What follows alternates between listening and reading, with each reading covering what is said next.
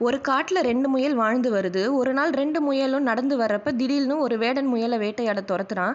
அங்கிருந்து தப்பிச்சு முயல்கள் ஓடுது. இன்னொரு பக்கம் புலி வேட்டையாட துரத்துது. என்னடா இது, எந்த பக்கம் போனாலும் நம்ம உயிருக்கு ஆபத்தா இருக்கு.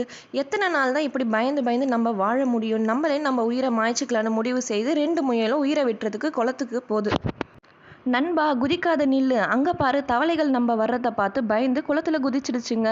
அப்போ நம்மளை பார்த்து பயப்படவும் ஆள் இருக்கு.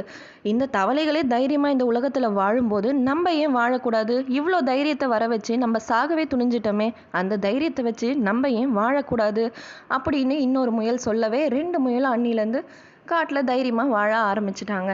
இந்த கதை முயலுக்கு மட்டும் இல்லைங்க, மனுஷனுக்கும் பொருந்தும்.